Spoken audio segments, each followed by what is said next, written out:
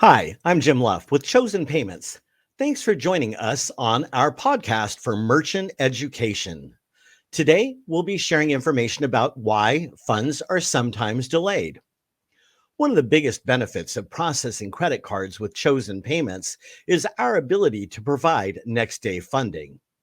We understand your frustration when you close a batch at the end of the day and expect the funds to be in your account in the morning, and they're not. In a world filled with increasing fraud, we are seeing more merchants have funds held or delayed and taking to social media to express displeasure. Let's break down some of the reasons that funds are delayed, who makes that decision, and how you can avoid unexpected payment delays.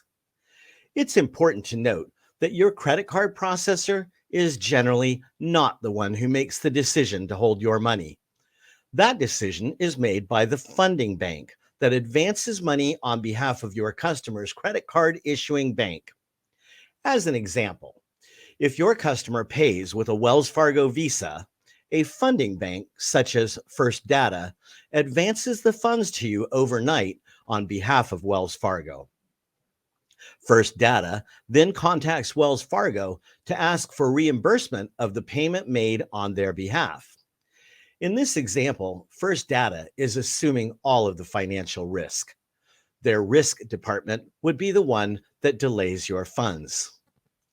The money is advanced to you in good faith that the credit card is in good standing, the transaction isn't a fraudulent one, and everything is legitimate. The bank is at risk if anything goes wrong with the transaction, such as a chargeback. If your customer initiates a chargeback, the bank must be able to recover the money from you immediately. Likewise, you have the ability to issue a credit to a credit card using your merchant account. If you issue a $10,000 credit, the bank needs to know that you have $10,000 on hand since credits are posted in real time. Funds can be delayed for many different reasons. The most common delay occurs when a merchant completes a transaction that far exceeds their average transaction amount. As an example, if most of your transactions average about $500 and you run a transaction for $10,000 along with your other daily business, it is highly likely that that batch will be delayed while the $10,000 transaction is verified. This means First Data will contact Wells Fargo, who will then reach out to your mutual customer and make sure that the $10,000 transaction is legitimate. Likewise, if you have a high transaction limit of, say, $5,000 and you complete a $7,500 transaction, this batch will likely be held for a credit review of your business. The bank needs to make sure that you will have the $7,500 to pay them back if the cardholder initiates a chargeback for any reason. And it's important to note that the cardholder has up to 90 days to dispute the charge, and you must be financially solvent to return the money from all transactions in the past 90 days. This is why the bank will sometimes ask for the last 6 months of bank statements and or a financial statement. As your merchant services provider, we represent you.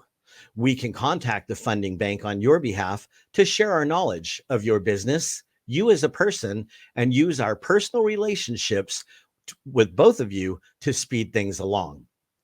At the very least, we can provide you with daily updates on the status of your delayed funds. In most cases, delayed funds are released within 72 hours. In some rare cases, it can take up to 10 business days.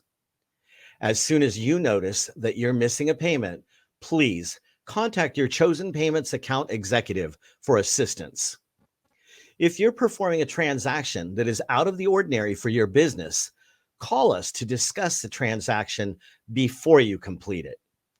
We may ask you for a copy of the sales contract or other supporting documentation that will help avoid any delays by providing details to the risk department in a timely manner. We recommend that these one-off transactions be processed in a separate batch so that your normal daily transactions are not delayed because of the abnormal transaction. Thanks for joining us today for this Chosen Payments podcast. I'm Jim Luff for Chosen Payments. Please join us again in our future podcast for merchant education.